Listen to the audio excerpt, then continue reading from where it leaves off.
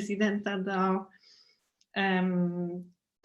Congreso, Ana Garrido González, que tamén forma parte do grupo Outra Iberia, que organiza ese congreso. Ben aquí tamén unha bionota moi ampla, vou a resumir un pouco. Ana Garrido González é licenciada en Filoloxía Galega pola Universidade de Santiago de Compostela, doutora en Literatura pola Universidade de Varsovia, onde traballa na actualidade como profesora contratada no Instituto de Estudios Ibéricos e Iberoamericanos. Ten moitísimas obras publicadas, volumes colectivos, monográficos, artigos nas revistas prestixiosas de referencia. A súa especialidade é, sobre todo, a migración na literatura, os estudos de género e narrativa peninsular contemporánea. Aparte de ser membro do grupo de investigación Outra Iberia, tamén é membro do grupo de investigación Genia, que acaba de celebrar o seu congreso a semana pasada. Genia é grupo de investigación Género, Identidade e Discurso en España e América Latina. E tamén, bueno, tamén hai moitas máis cousas, pero Ana tamén é secretaria da Asociación Internacional de Estudos Galegos. Bueno, Ana, te paso la palabra.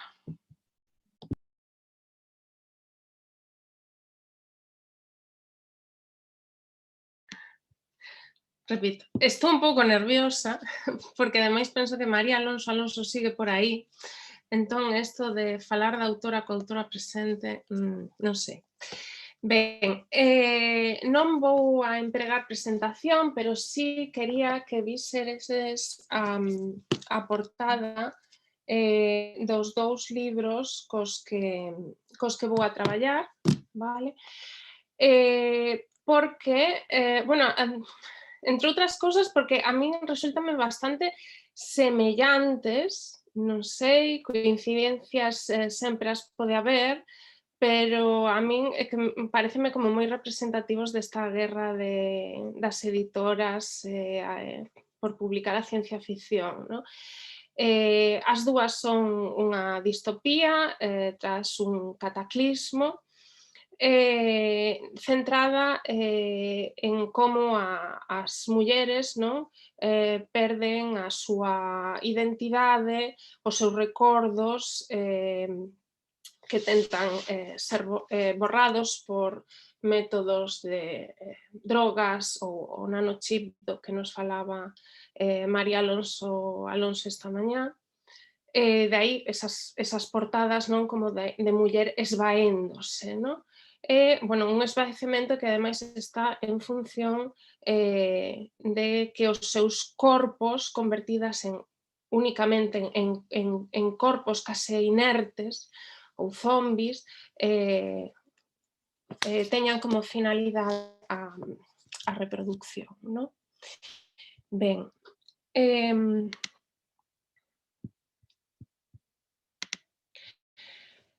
vou facer unha comparativa entre estas dúas novelas, porque coido que son moitas as semellanzas entre elas, aínda que tamén as diferencias, pero que a popularización da ciencia ficción nos últimos anos, co éxito de series como Conto da criada, marcou que a crítica literaria as tratase de xeito pouco equitativo.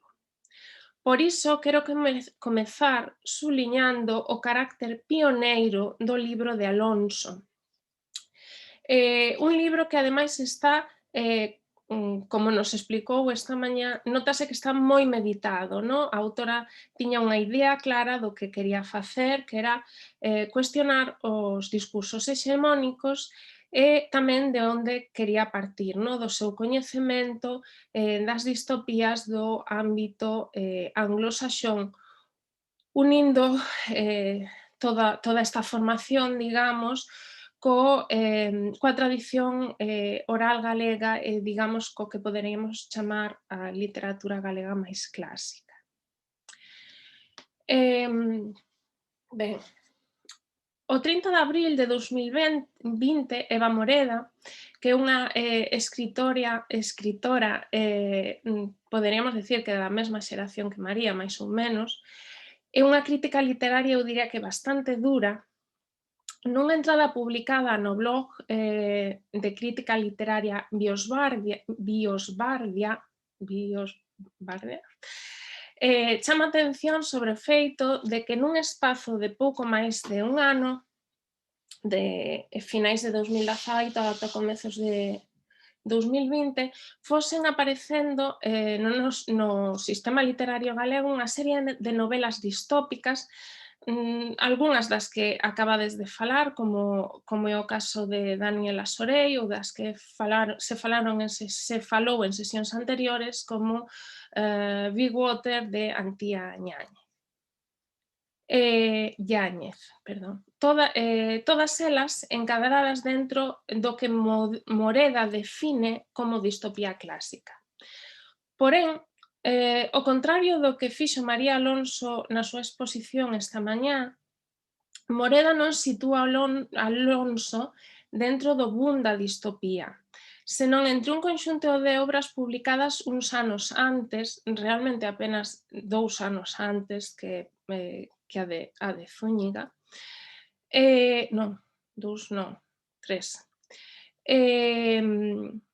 Ben, entón, non a sitúa dentro do boom, senón dentro de un conxunto de obras publicadas uns anos antes e que, segundo Moreda, se caracterizan porque nelas as convencións do xénero se intercalan de xeito moi habilidoso cunha serie de tropos identitarios galegos. Novelas nas que na construcción dun réxime totalitario propio das convencións do xénero se intercalan de xeito habilidoso tropos identitarios tomados fundamentalmente da literatura clásica galega. Ademais, no caso de María Alonso, Moreda sinala, ou máis ben reflexiona sobre que ten a sensación de que hai na súa novela algo de ton máis de serie B e reflexiona sobre como se cadra este pode ser o segredo da popularidade que ten a distopía como xénero no noso sistema literario, pois pódese combinar nunha mesma novela o culto e o popular. Ben, en definitiva, Moreda sitúa a María Alonso como unha das primeiras, antes do boom, ademais, como ben sinalou ela esta mañá, nun mundo que en principio se presentaba como moi masculinizado. Moreda remarca tamén que a novidade destas novelas reside máis no fondo que na forma. Ben, noutro artigo do 11 de abril de 2021 en Tempos Novos, Moreda si distingue a novela de Zúñiga, Natura, de entre as novelas do boom distópico, porque neste outro artigo facía como un batiburrillo de todas elas, calificando de distopía exitosa. Di Moreda, non me parece que a novela distópica clásica fose especialmente ben tratada nas nosas letras. Porén, Zúñiga desenvólvese aquí bastante mellor que a media. Dá sorteado de xeito elegante algunhas das complicacións do xénero. Non sei se nos está a contar algo novo, pero sí que se nos está a contar ben e mesmo con certa innovación ou sequera ambición na forma. Por exemplo, mentras que outros autores chegan a aburrir coas descripcións minuciosas en ton burocrático condenatorio do seu universo ficcional, Zúñiga dedica case unha terceira parte da novela a presentarnos o escenario, pero non aburre, porque adopta un ton un tanto distanciado, case como de lenda actualizada aos nosos días. E si, eu penso que hai algo tamén dese ton de lenda que na novela de Alonso é primordial, aquí só sería un ton. Efectivamente, a forma da novela de Zúñiga está, cando menos está moi elaborada, non? Está dividida en 10 capítulos, cada capítulo é un mandamento, nótase que hai unha crítica á relixión, aínda que isto habería, non vou entrar nesto hoxe, pero habería moito que dicir tamén. Ben, ademais, é posible facer unha lectura alternativa zigzagueando polos capítulos que ela mesma nos presenta no índice, no? Nos dá a oportunidade de ler doutra maneira un pouco como sucede na Rayuela de Cortázar, por exemplo. Aparte, cada capítulo vai introducido por un breve diálogo, os diálogos son moi poucos nesta obra, un breve diálogo que parece un pouco un spoiler, parece un pouco un haiku. Ben, dende logo a estructura está moi pensada. Entón, Moreda preséntanos forma, digamos, frente a fondo, na súa opinión. Porén, mentras Zúñiga gaña o premio ao mellor libro de narrativa na Gala do Libro Galego de 2019, a novela de Alonso recibe algunhas críticas que, na miña opinión, teñen que ver realmente coa falta de coñecemento sobre o xénero que leva a sinalar como pexas dunha escrita novel, era a súa primeira novela, cuestións como a falta de diálogo e do desenvolvemento dos personaxes, cuestións que a Zúñiga non se lle critican porque se entenden dentro deste tipo de novelas. Na miña opinión, ambas autoras móvense moi ben na tradición das mellores distopías, creando unha trama que é a vez apocalíptica, de xénero, que ten o seu de ecolóxica, tecnolóxica, política, social e mesmo relixiosa, algo no que non vou entrar moito en detalles porque ademais María xa nos falou do seu nanochip e todo o que este significa simbólicamente. Así mesmo, ambas son novelas de narradora. Hai moi poucos diálogos en ambas debido ás peculiaridades das personaxes, sen vontades, sen memoria, cousificadas. As conversas son só as imprescindibles, a linguaxe absolutamente, a linguaxe sobria e tendente ao lirismo en Zúñiga e tamén sobria ou máis ben solemne de algún xeito, pero absolutamente gore en Alonso.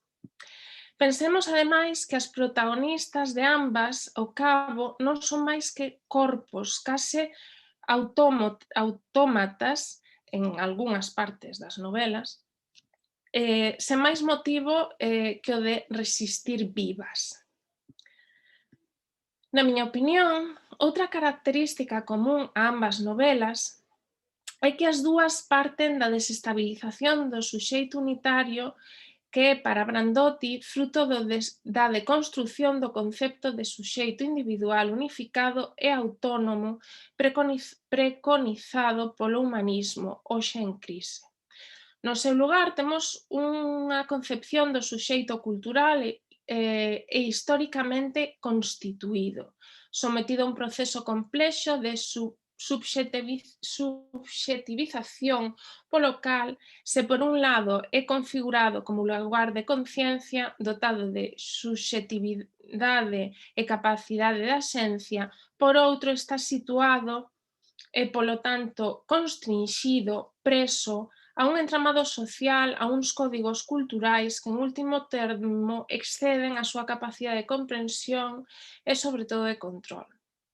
Por outra banda, Ambas novelas distópicas constrúense a través das reflexións do propio texto, integrándoas nas estratexias narrativas, na estrategia narrativa que se convirte así no fío dunha investigación sobre un feito histórico, un cataclismo e a civilización resultante posteriormente, nunha exploración do proceso de interpretación da historia. Un tipo de novela intensamente autorreflexiva que, como xa sinalou María Alonso Alonso na súa intervención, Linda Hutchen denominou co termo metaficción historiográfica.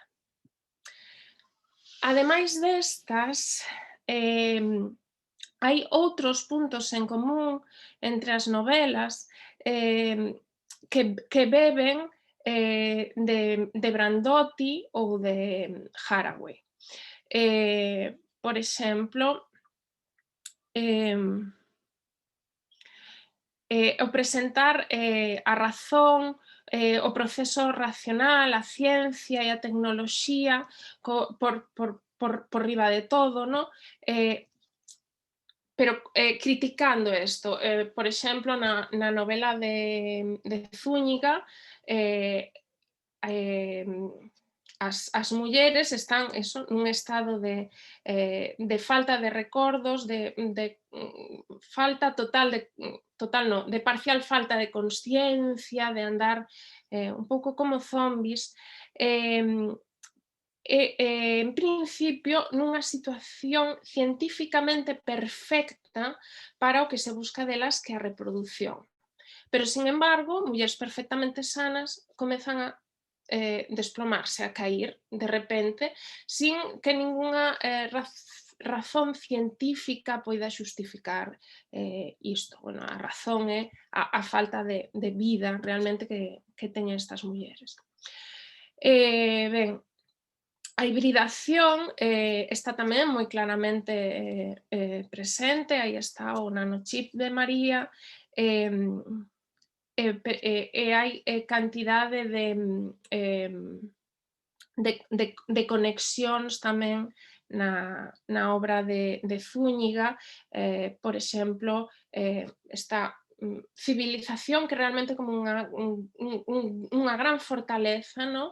Unha gran máquina, ao mesmo tempo é denominada natura. Natura é os órganos animais que poden parir, no?